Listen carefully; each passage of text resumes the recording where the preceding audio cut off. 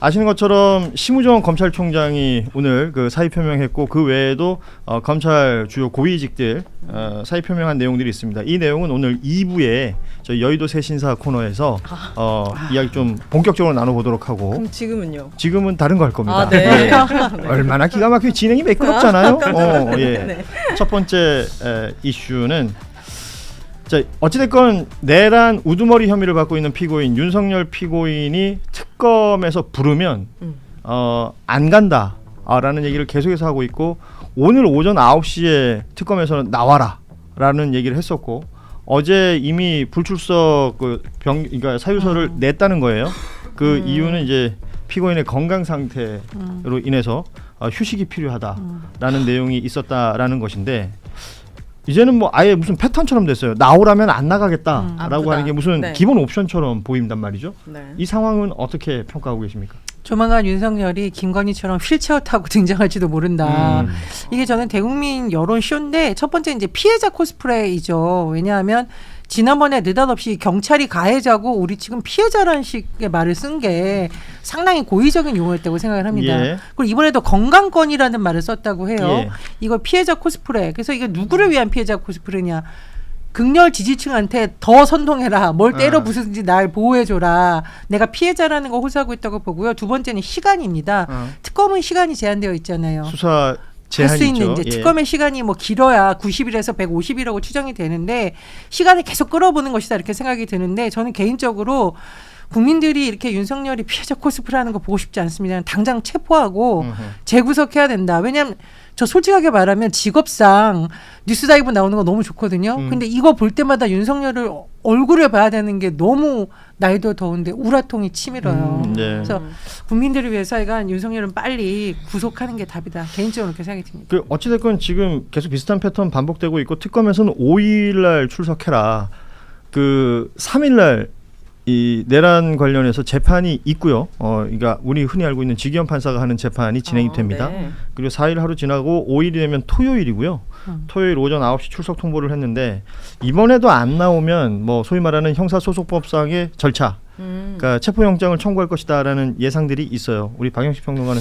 그러니까 체포영장을 뭐 칠 수밖에 없겠죠. 이번에 안 나온다고 하면 그건 당연히 이제 특검이 공식화했기 때문에 체포영장을 청구할 수밖에 없는 상황이 되는 거고 마치 이제 명분을 쌓아가는 것 같습니다. 그러니까 조은석 특검이 잘 하고 있는 것은 윤석열 쪽에서 특검 수사에 비협조하는 모양새를 조금이라도 보인다라고 한다면 형사소송법 절차에 따라서 어쨌든 바로 체포영장 청구하겠다라고 얘기를 하고 있는 것은 윤석열이 조금이라도 더 수사를 지연시키거나 비협조하지 않게 만들기도 하고 여차저차 해가지고 더 수사에 불응하거나 수사를 방해하는 정도까지 간다고 하면 바로 체포하고 구속시키겠다는 의지거든요. 거기까지는 좋습니다. 근데 윤석열의 태도라는 게 정말 오만방자하기 짝이 없는 것이고 지난주 토요일에 조사받았는데 이번 주 토요일에 조사를 받겠다는 거예요. 세상 어떤 피의자가 이런 식으로 주말에만 조사를 받을 것이며 일주일에 한 번씩 조사를 받습니까? 말도 안 되는 것이고 오늘 또 이제 오후에 속보를 뜬 거 보니까 특검에서 9시를 얘기하잖아요. 예. 근데 자꾸 10시라 그래요. 일어날 수가 없나 봐요. 오전에 자꾸 일어날 수가 없는 건지 아니면 그 전날 또 한잔 하시는 건지 모르겠는데 이런 식으로 시간대를 옮기는 거는 지난 토요일에 1차 조사를 받을 때 분명히 저는 효험이 있었다고 윤석열 측에서 판단했다. 예. 어떤 거에 대한 효험이냐? 10시에 늦지막히 출석해서 한 10분, 20분 또 티타임 한번 가져보고 1시간 조사받고 바로 밥 먹고 오전 조사를 최대한 추격할 수 있는 방법을 선택했다고 저는 봐요. 제가 이번 주 월요일에 저도 이제 경찰청에 조사 받으러 나갈 때 그러시군요. 그때 진짜 잠이 안 오고 아침 7시면 눈이 확 떠지더라고요. 저 분명히 말씀드리지만 본인이 보이는 제가 뭐 질문하거나 그러지 않았습니다. 9시 예. 반까지 가는 거였거든요. 9시 반이었어요 심지어. 네, 근데 이제 순간 윤석열이라는 사람은 사형 아니면 무기징역인데 그렇죠. 이 중대한 범죄에 있는데도 뭐 9시가 너무 이르다. 이렇게 잠이 오고 이런 정신 멘탈이 가능한가? 이게 좀 빙의가 되면서 예. 제가 그날 아침에 머리 하면서 생각했거든요. 그 사람 제정신이 아니구나. 그렇게 생각했는데 저는 기본적으로 이분이 화가 나지 않습니다. 이 뉴스를 볼 때 어제까지 화가 났거든요. 예. 근데 조은석 특검이 윤석열 주변 변호인까지 조사하겠다. 예. 막 이런 걸 보고 약간 이제는 좀 즐기면서 봐도 되겠는데 뭔가 상대가 좀 덤빌만한 상대인 것 같다. 제압할 만한. 그래서 이제 좀 편안하게 보기로 했습니다. 네. 파악이 끝났다는 얘기죠. 그러니까 내란 특검 조은석 특검이 수사하는 어떤 방법이나 속도나 아니면 지금 일종의 뭐 티키타카라고 얘기할 수도 있을 것 같은데요. 윤석열 측에서 어떤 식으로 나오면 특검에서도 어떤 식으로 대처하고 이런 모습들을 많은 분들이 평가를 하고 계신 것 같습니다. 이 중에 이제 노컷뉴스에 보도 나온 내용들 좀 먼저 보자면 그 지난 28일에 이 첫 조사를 받은 날 오전 조사는 진행이 됐고요. 점심을 먹으러 간 이후에 오후 조사는 받지 않겠다라고 얘기했습니다. 이 내용을 두고 처음에 이제 이 박창환 총경 경찰청의 중대범죄수사과장이죠. 뭐 경찰한테 조사받을 수 없다 이런 얘기도 나온 바가 있었고 당시에 이제 윤석열 측 변호인들이 얘기했던 것이 과거에 체포영장 집행할 때 왔던 사람이기 때문에 가해자가 피해자를 수사할 수는 없다 뭐 이런 식의 논리를 펼쳤어요. 근데 그건 사실관계가 아닌 걸로 지금 드러나 있는 상황인 것이고 네. 그래서 특검에 좀 정통한 한 관계자의 말을 빌어서 오전 조사에서 윤석열 피고인이 굉장히 충격을 받은 것 같다. 그 오전에 진술을 하긴 했지만 점심 이후에 갑자기 이 조사자 문제를 삼는 것처럼 일종의 조사를 회피하는 전략을 짠 것 아니냐. 그럼 오전에 뭔가 핵심적인 증거나 네. 아주 결정적인 무언가가 나온 것 아니냐라는 게 노컷뉴스 보도의 기본 내용이었었는데 그렇게 충격받으면 밥이 넘어가요? 점심 식사는 했다는 거 아니에요? 이게 나도 신기하네. 그래서 그 부분을 어떤 분들은 주목해요. 첫날 조사 다 받고 집에 갈 때 청사 나올 때 표정이 털렸죠. 뭔가 이렇게 우리 흔히 하는 말로 이제 멘탈이 나간 것 같은 네. 표정 아니었느냐 이렇게 평가하시는 분들도 있고 한데 어떻게 봐요? 이건 뭐 법 기술 혹은 전략을 짜서 어떻게 대응하는 것으로 보는 게 맞을까요? 아니면 실제 어떤 결정적인 증거 같은 것들이 제시됐을까요? 전 개인적으로 윤석열 녹취록도 터질 수 있다 이렇게 예상을 합니다. 녹취 네. 윤석열 검찰총장 본인의 육성이 담긴 그렇죠. 예. 윤석열 검찰총장 출신이기 때문에 증언하는 사람들에 대해서 되게 조롱하는 식으로 얘기를 했거든요. 변호인들이 그리고 그거 뭐 다 기억할 수 있느냐 헷갈리는 거 아니냐 전법을 써왔는데 윤석열이 가장 약한 게 있어요. 본인이 들어가 있는 빼박 물질적 증거 돌아보면 명태균하고의 관계도 계속 심지어 대통령실 통해서 거짓말했었단 말이에요. 네. 근데 명태균하고 본인하고 이거 나오니까 굉장히 당황했었거든요.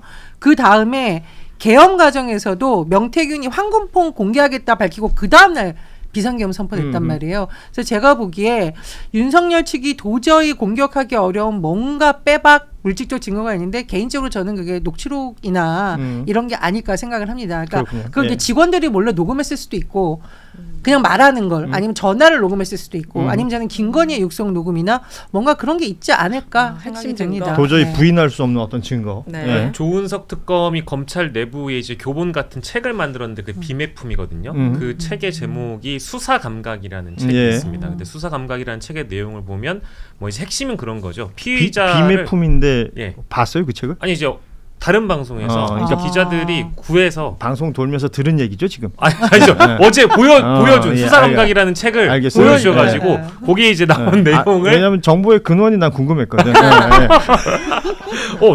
굉장히 빨리 하시네요. 네. 어쨌든 수사 감각이라는 책을 보면은 거기 안에 이제 그런 내용들이 담겨 있어요. 그러니까 피의자를 막 다그치는 조사 방식이 아니라 소위 이제 라포를 형성한다고 얘기를 하잖아요. 그래서 아마 조은석 특검도 이 박창환 총경에게 일종의 이제 팁을 주지 않았겠느냐. 예. 그래서 이제 윤석열 씨가 아마 경찰이 나를 조사한다라고 했을 때는 좀 깐보거나 얕잡았을 가능성이 좀 있는 것 같아요. 근데 이 박창환 총경이 굉장히 이 체포 방해 혐의와 관련된 내용을 제일 빠삭하게 잘 알고 있는 분이라고 하잖아요. 이제 그러다 보니까 처음에는 잘 얼르고 달래다가 결정적인 증거를 체포 방해 당시에 경호처와 윤석열이 어떤 지휘가 있었는지 그 지휘를 받았는지에 대한 내용을 아주 핵심적인 증거를 들이밀었던 걸로 여겨집니다. 그래서 처음에는 라포를 잘 형성하고 무시도 당하다가도 마지막에 빵 하고 터뜨린 그 증거 때문에 아마 굉장히 놀라서 경찰이 상당 부분 수사를 잘 대비했구나라는 걸 충격을 받았던 건 아닌가 그런 생각이 좀 들었어요. 그래서 오전 중에 그런 내용들이 있었을 것이다. 아마도 그랬을 것 같다. 그러니까 지금 뭐 말씀하신 조은석 특검의 수사 기법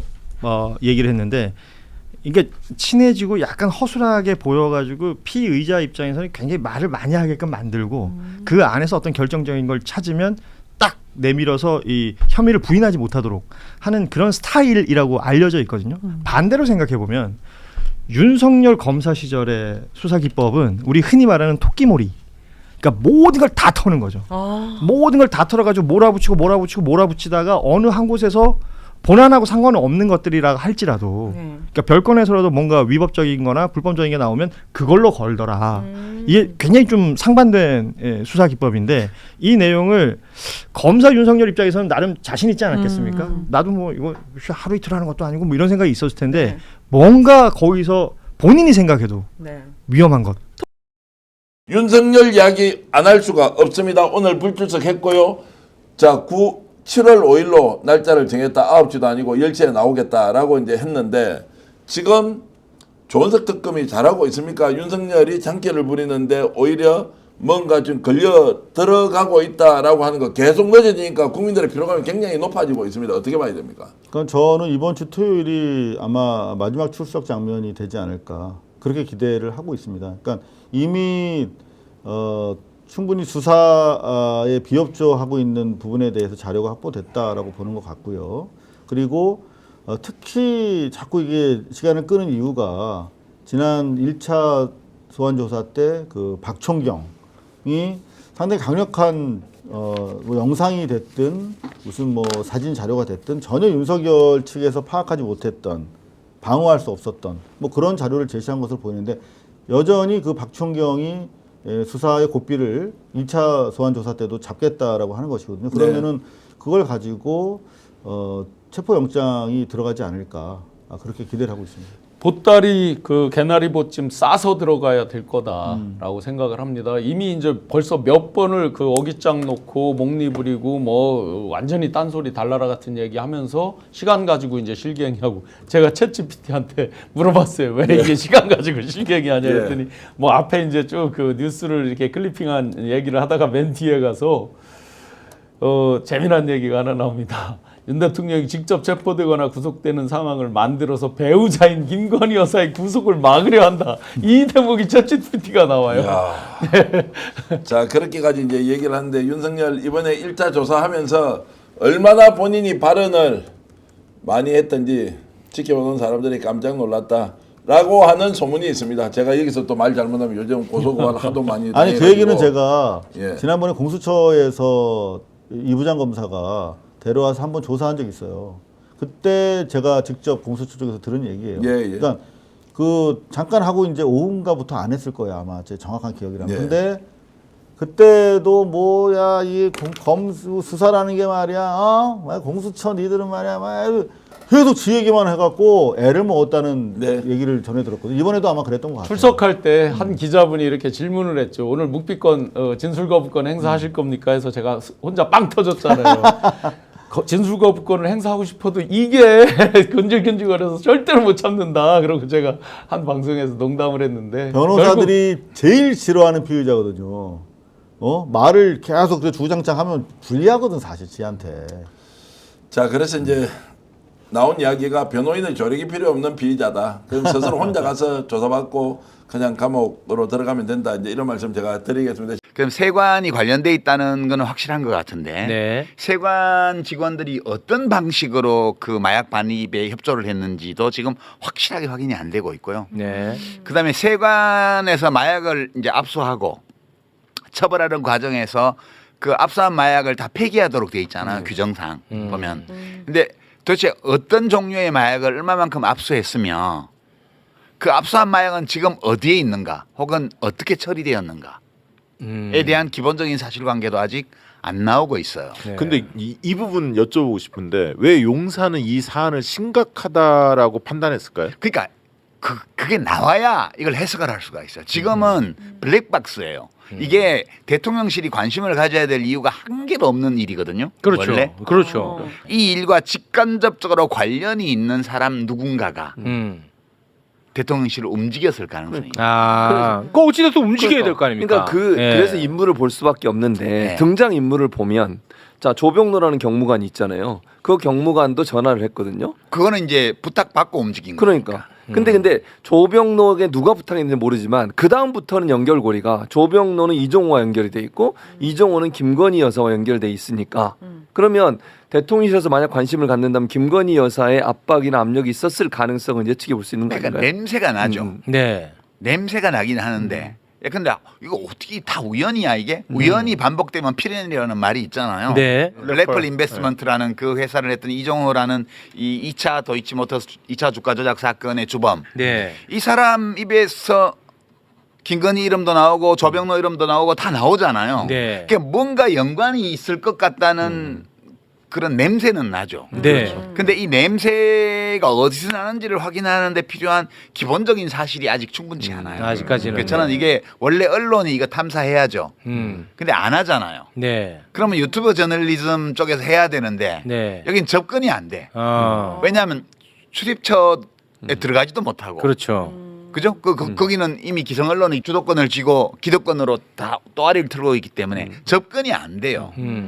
그게 뭔가 제보자가 나오거나 제보자가 나와서 기성 언론에 제보를 했는데 거기서 보도를 안 해줘.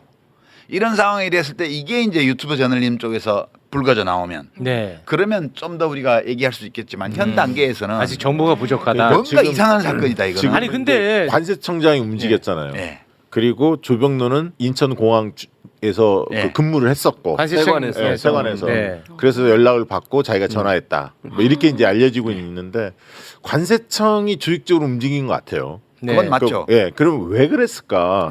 밑에 그냥 직원 한두 명이 했다면 그렇게까지 조직적으로 움직이지 않을 것 같은데. 그렇죠. 끊어내잖아요, 대개는. 네.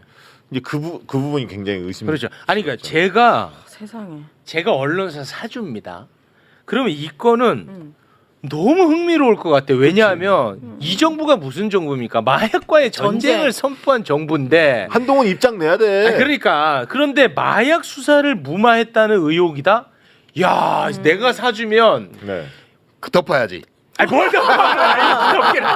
무슨 소리 하시는 거예요? 현실의 언론사 사주들은 다 덮는 거지 이거를. 아니지. 네. 너무 흥미롭잖아. 이거 영화 아니, 한 장면이에요. 영화 한 그게 장면. 아니라 이게 뭐 이제. 정의로움까지 갈 필요 없이 궁금하잖아. 너무 궁금하고 너무 흥미롭잖아. 우리 대한민국의 언론사 사주들은 그런 호기심을 갖고 있지 않아요. 그래요. 네. 자, 매불쇼가 탐사 취재 기자를 몇 명 채용하시기 바랍니다. 아, 그런가. 기대하겠습니다. 그러니까 아까도 말씀드렸지만 기본적으로 언론사 사주들은 본인의 이익과 직접적으로 연관된 부분을 먼저 생각해요. 이 부분을 만약에 캐고 파서 보도를 했을 경우에 내가 신문사와 방송을 운영하는 데 도움이 될까 안 될까를 판단하는 거예요. 그렇죠. 정의가 아니고.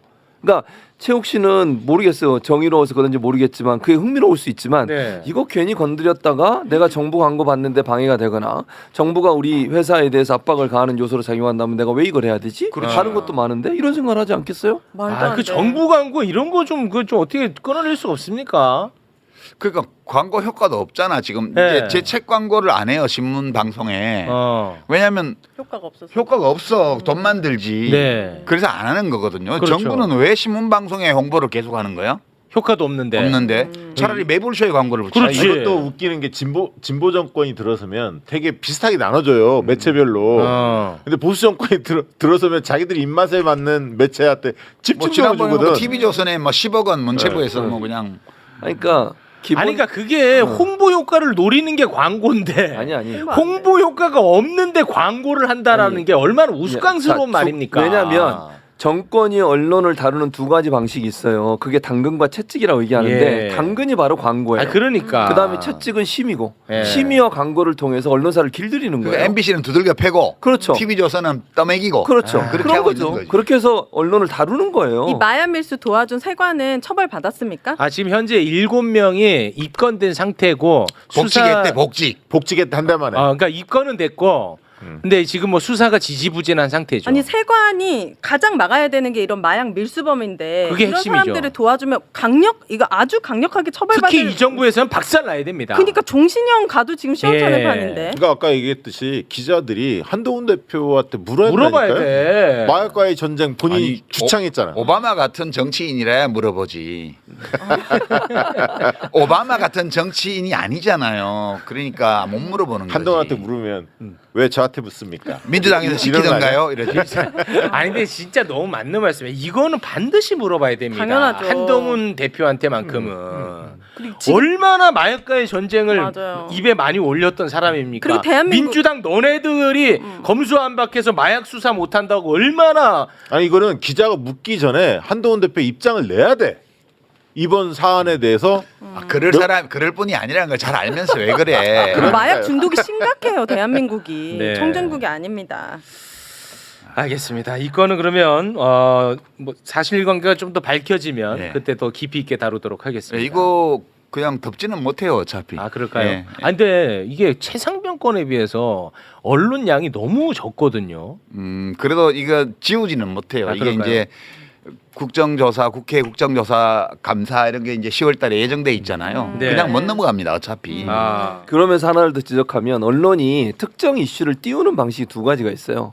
그게 뭐냐면 강조와 무시라고 하는 전략이에요. 미디어 프레이밍에서 나오는 얘기인데 강조라고 하는 건 언론사가 뭔가를 강하게 계속 반복적으로 얘기하는 거예요. 그 중요한 이슈를 만들어 버려요. 예를 들면 이재명 대표 관련된 부정적인 뭐 재판 얘기 뭐 이런 얘기. 그러나 무시는 뭐냐면 반드시 알아야 되는 내용을 완전히 보도를 하지 않는 거예요. 네. 사람들이 귀를 막아버리는 거죠. 근데 그걸 해결하는 게 유튜브예요. 저는 네. 그렇게 보고. 근데 언론이 그러는 건 네. 이해가 되지 않아요? 왜냐하면 그동안에 이재명 대표에 대해서 한 보도들이 있잖아요. 지금 그게 엎어지면 자기들이 다 못된 보도를 한 게 그렇지, 되잖아요. 다 틀린 게 되지. 그러니까 지금까지 내가 한 보도들이 옳은 보도가 되기 위해서는 이재명은 반드시 유죄 선고를 받아야 되고 네. 이재명은 나쁜 사람이라야 돼요. 네. 그러니까 사실상 지난 과정을 통해서 이 국힘당과 윤석열 정권과 대부분의 언론사들은 사실상 공범 관계가 된 거죠. 이게 함께 이거를 이재명 죽이기를 했기 때문에 이재명이 살면 곤란한 거야. 맞는 말씀이에요. 그렇다고 그렇게 죄 없는 사람을 죽이는 게 말이 돼요? 죄 있다고 생각하죠. 그 사람들은. 이재명은 증거를 너무 철저히 감춰서 찾아내지 못할 따름이다. 정말 지독한 놈이야. 야 털어도 이렇게 안 나오는 걸 보니 저 사람은 죄가 없나 보다. 이게 이제 우리 정상적인 사고방식이고 저 사람들 사고방식은 털어도 안 나오는 거 보니까 정말 철저히 숨긴 나쁜 놈이구나. 정말 그 100분의 1만 윤석열 김건희 부부를 털어봐요. 아 진짜 그렇게 생각하더라고. 아, 진짜요? 그래서 내가 지금 웃음이 터졌어. 보통은 진짜 말씀하신 대로 이 정도 하면 야 이건 너무 검찰이 수사 너무 과하게 한 거 아니야 이렇게 생각해야 되는데 야 저놈 진짜 교활한 놈이네. 어떻게 이걸 이렇게 감추냐? 다 감췄어.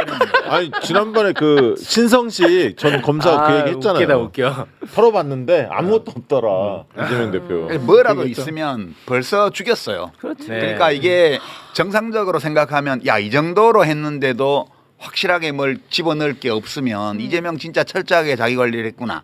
이게 우리 상식적인 판단인데 네. 야 진짜 독한 놈이네. 이렇게까지 숨길 줄은 몰랐어. 왜냐면 자기들이 왜 그동안 이렇게 정치인들 웃기냐. 많이 털어봤거든. 대충 털면 나왔는데 아, 웃겨. 안 나오거든. 네. 이거는 제가 뭐 실제 답을 구하는 차원에서 질문 드리는 거 아니고 하소연 찬에서 하나 좀 여쭤보고 싶은데 최상병 수사 외압 사건 네. 그리고 마약 수사 외압 사건 이 두 가지 사건에 동시에 거론되는 이름이 하나가 있습니다. 김건희 여사 계좌를 관리한 주가 조작범 이종호 이름이에요.